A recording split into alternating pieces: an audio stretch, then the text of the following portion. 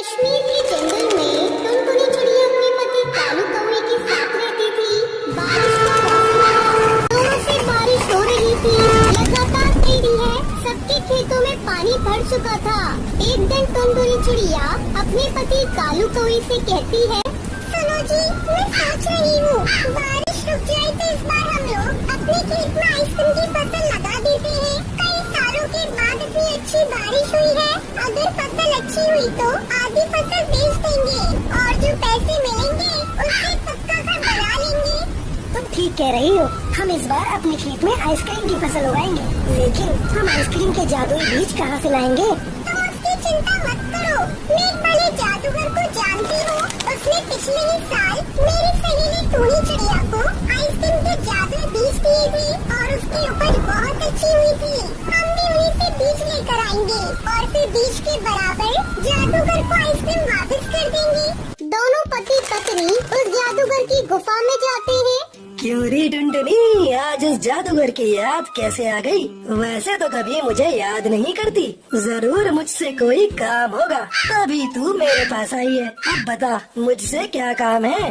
क्या बताऊं भले जादूगर, तुम देख ही रही हो, इस बार बारिश अच्छी हुई है। हम सोच रहे हैं कि इस बार अपने खेत में आइसक्रीम की फसल उगाएं, लेकिन हमारे पास इसके लिए आइसक्रीम के बीज है ही नहीं।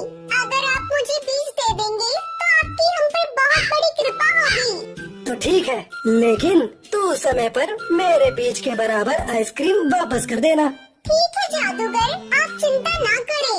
जादूगर टुनटुनी चिड़िया को आइसक्रीम के बीज दे देता है। कालू कौवा और टुनटुनी चिड़िया बीज लेकर वापस घर लौट आते हैं। फिर अगले दिन टुनटुनी चिड़िया अपनी बेटी पिंकी के साथ खेत में बीज को बिखेर देती है। इस तरह कई दिन गुजर जाते हैं। एक दिन टुनटुनी चिड़िया कालू कौवे को खेत में भेजती है। कई दिन हो गए खेत में बीज डाले, जाओ एक बार जाकर देख लो कहीं बीज सूख तो नहीं गए।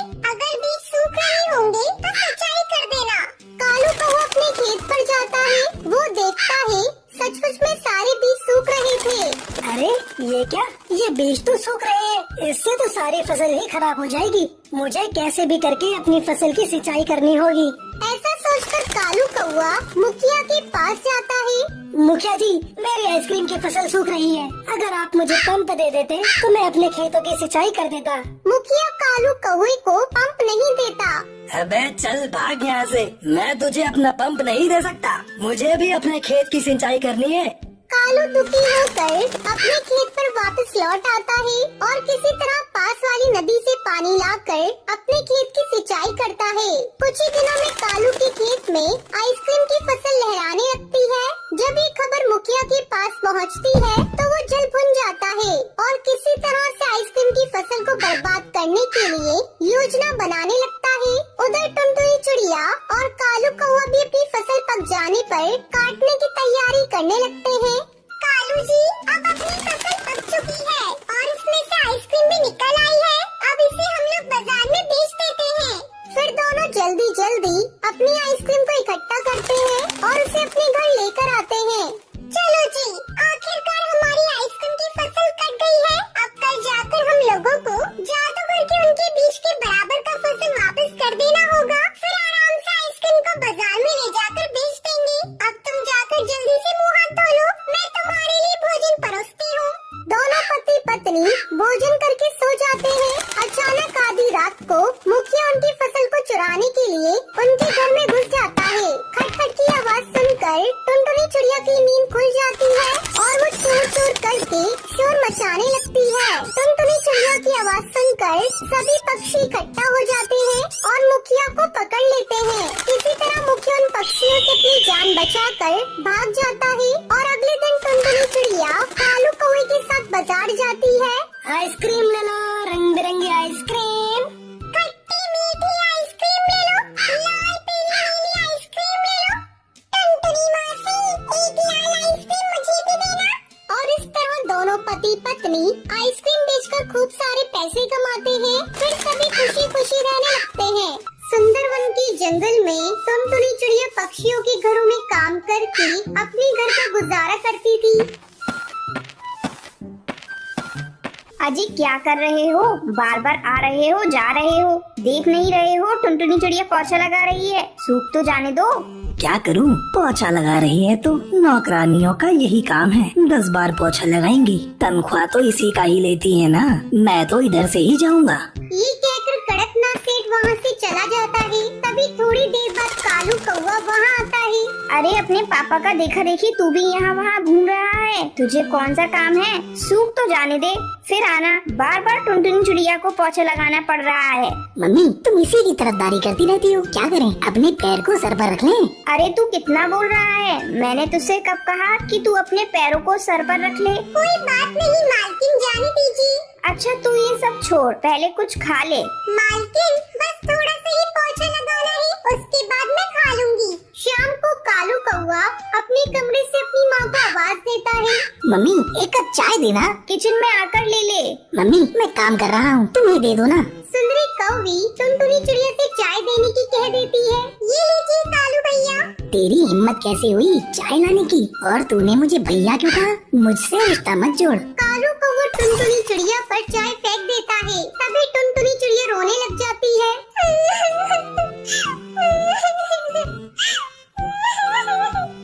रोने की आवाज सुनकर सुंदरी कौवी वहाँ आती है।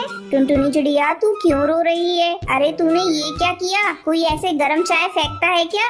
तो मम्मी ये नौकर है और इसने मुझे भैया कहा।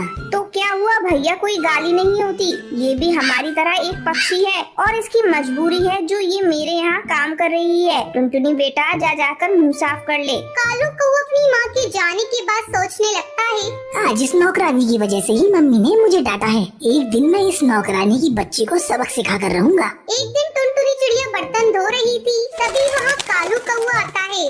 सुबह से शाम हो गई, अभी तक तेरे बर्तन नहीं धुले, घर के और काम कौन करेगा? तेरा बाप। साहब मेरे बाप को कुछ मत कहिए।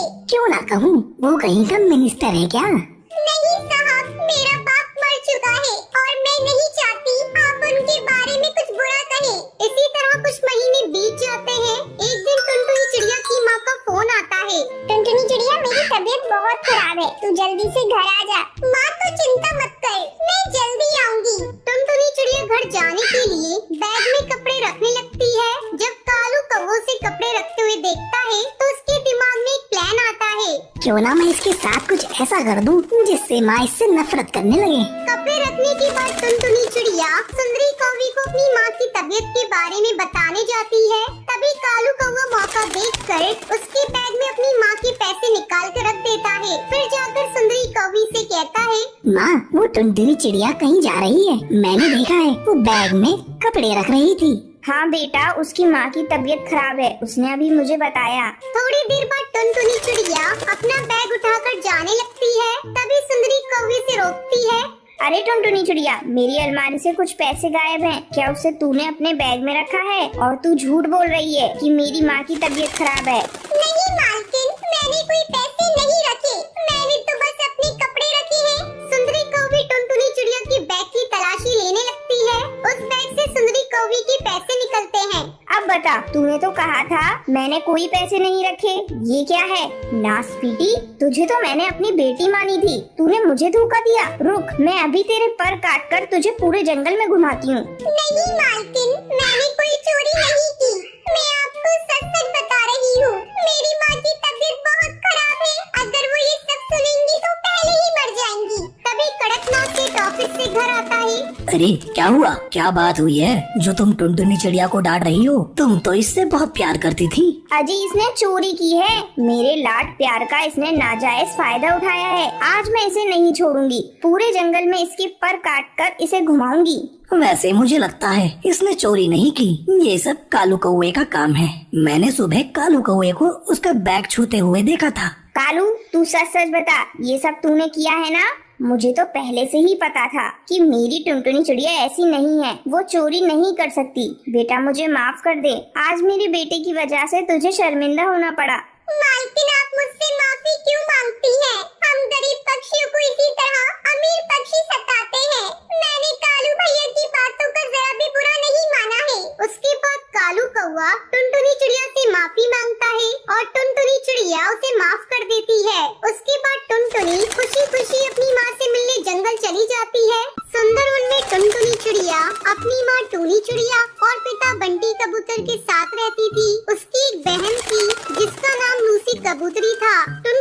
बचपन से ही बहुत ही नटखट थी, लेकिन उसकी बहन लूसी कबूतरी शांत स्वभाव की थी।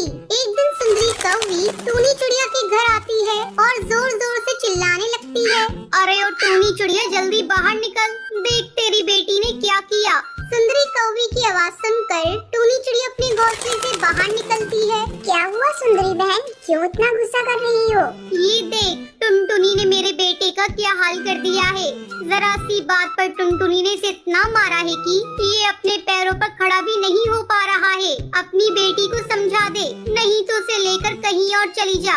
ये तुम क्या कह रही हो सुंदरी बहन? बच्चे तो आपस में लड़ते झगड़ते ही रहते हैं। देखना, अभी थोड़ी ही देर में दोनों फिर से खेलने लगेंगे। मेरी बेटी थोड़ी नटखट है, जरूर तुम्हारे बेटे ने मेरी बेटी को कुछ कहा होगा, तभी उसने उसे पीटा होगा।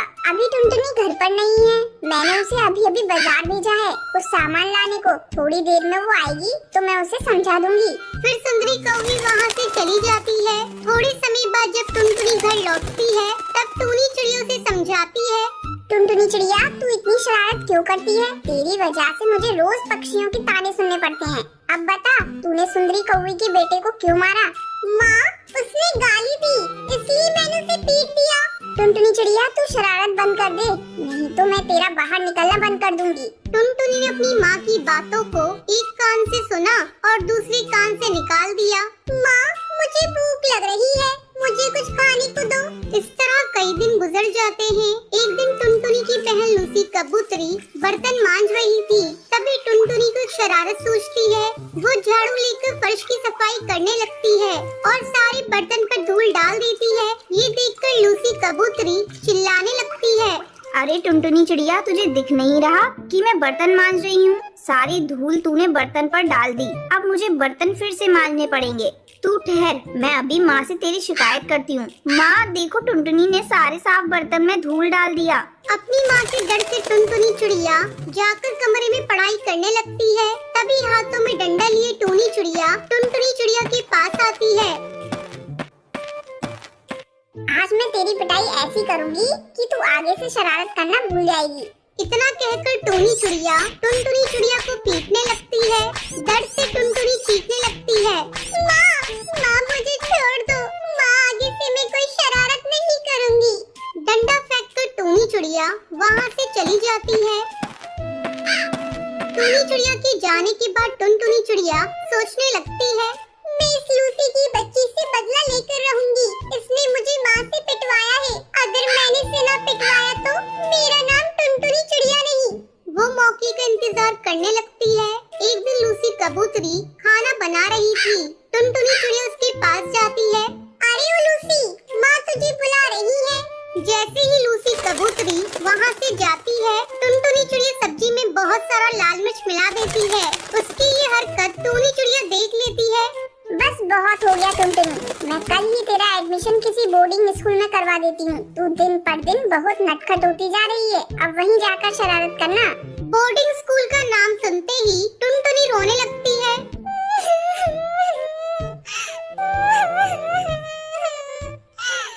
माँ, इस बार मुझे माफ कर दो, मैं आगे से कोई शरारत नहीं करूँगी।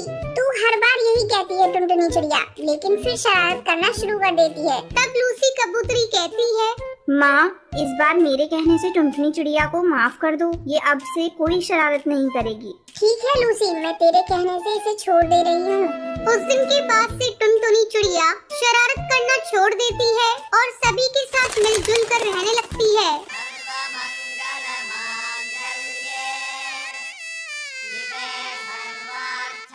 सुंदरवन जंगल में टुनटुनी नाम की चिड़िया रहा करती थी। एक दिन टुनटुनी चिड़िया से मिलने उसकी बहन लूसी कबूतरी आती है। दीदी, शादी के 5 साल गुजर गए, अभी तक आपको कोई बच्चा नहीं हुआ। ऐसा क्यों नहीं करती कि आप कोई बच्चा गोद ले लो? बच्चों के बिना घर कितना सुना सुना लग रहा है। तू सही कह रही है लूसी, भगवान से मैं रोज यही मांगती हूँ कि मेरा खुद का बच्चा हो जाए, लेकिन शादी के काफी साल गुजर गए। अब तो मैं भी सोच रही हूँ कि कोई बच्चा गोद ले लूं। टुनटुनी का पति कालू कौवा शातिर किस्म का पक्षी था। टुनटुनी बच्चा गोद लेने की बात कालू कौवे को बताती है। देखो जी, अब मैं भी एक बच्चा गोद लेना चाहती हूँ। आज मेरी बहन भी आई थी, वो भी बच्चा गोद लेने की सलाह दे रही थी। तुम मुझसे कहो हो कि वो एक बच्चा पैदा करके दे दे और उसके बदले हमसे पैसे ले ले। वैसे भी उसे पैसों की जरूरत है। अरे ये तुम कैसी बातें करते हो? वो क्यों बच्चा पैदा करके मुझे देगी? उसके ससुराल वाले नहीं मानेंगे। क्यों नहीं मानेंगे? तुम उससे बात करके देखो, तो हो सकता है वो तुम्हारी बात मान जाए और पैसे उसके काम भी तो आ जाएंगे। मुझे तो नहीं लगता कि मेरी बहन इस बात के लिए मानेगी। आखिर एक माँ अपने जिगर के टुकड़े को कैसे किसी और को दे सकती है? तुम बेकार में चिंता कर रही हो, एक बार उससे फोन करके बात तो कर लो। ठीक है जी, अभी तो काफी रात हो गई है, कल मैं उससे जरूर बात करूंगी। अगली सुबह टुनटुनी चिड़िया अपनी बहन लूसी कबूतरी को फोन लगाती है। लूसी, मुझे तुझसे एक बात कहनी थी। तेरे जीजा जी कह रहे थे कि तू ही एक बच्चा पैदा करके मुझे दे दे। तुझे जो भी होगा, चिड़ा या चिड़िया, मुझे मंजूर होगा और उसके बदले तू हमसे पैसे ले सकती है। तेरी जरूरत में तेरे काम आएंगे। दीदी, मैं तुम्हारे लिए कुछ भी कर सकती हूँ, लेकिन दीदी पहले मैं अपने पति से पूछ लूंगी, उसके बाद तुम्हें कुछ कहूँगी। मुझे 1-2 दिन की मोहलत दे दो। ठीक है लूसी, तू पहले अपने पति से पूछ ले। 2 दिनों के बाद लूसी कबूतरी टुनटुनी चिड़िया के घर आती है। दीदी, मेरे पति तैयार हो गए हैं। अब जल्द ही तुम्हारे घर भी बच्चे की किलकारियाँ गूंजेंगी। अब तुम खुशियाँ मनाने की तैयारी करो। कुछ दिन ऐसे ही गुजर जाते हैं। अब लूसी कबूतरी एक अंडा देती है और अपना अंडा ले जाकर टुनटुनी चिड़िया को दे देती है। दीदी ये लो, आज से ये तुम्हारा अंडा है। लूसी कबूतरी, मेरी बहन, मैं आज बहुत खुश हूँ। तुमने मुझे माँ बनने का मौका दिया। मैं तेरे इस उपकार को जिंदगी भर नहीं भूलूंगी। दीदी, इसमें उपकार की क्या बात है? तुम तो मेरी बहन हो और एक बहन ही दूसरी बहन की मदद करती है। हाँ लूसी, ये तो तू बात ठीक कह रही है। चल अब मैं चलती हूँ। अब तू अपने बच्चे की जरा भी चिंता मत करना। आज से ये मेरा अंडा है, मैं इसकी बहुत अच्छे से देखभाल करूँगी। दीदी, आखिरी बार मैं अपने अंडे को गले लगाना चाहती हूँ। तू अगर गले लगाएगी तो तेरी ममता जाग जाएगी। थोड़ी देर बाद लूसी कबूतरी वहाँ से चली जाती है। धीरे धीरे 5 साल गुजर जाते हैं। टुनटुनी अपने बच्चे के साथ बहुत खुश थी। अचानक एक दिन, दीदी, मैं अपनी बच्ची को लेने आई हूँ। ये तू क्या कह रही है? कौन सी तेरी बच्ची? तूने तो अपनी बच्ची को जन्म से पहले ही मुझे दे दिया था। अब वो मेरी बच्ची है। मैं अपनी बच्ची को कैसे तुझे दे दूँ? मैं अपनी बच्ची का मुँह देखे बगैर एक निवाला नहीं लेती। उसी को देखकर मेरी सुबह होती है और उसी को देखकर मेरी रात होती है। मैं कैसे अपनी बच्ची तुम्हें दे दूँ? दीदी, मैं कुछ नहीं जानती, मुझे मेरी बच्ची वापस चाहिए। उस बच्ची को जन्म देते ही मेरे अंदर कुछ कमियां आ गईं, जिसके चलते मैं दोबारा माँ नहीं बन पाई। अब बताओ मैं कैसे जीऊं? अगर तुम मेरी बच्ची मुझे वापस नहीं करोगी तो मैं कोर्ट में जाऊंगी। लूसी बहन, मेरी बेटी को मुझसे अलग मत करो, मैं मर जाऊंगी।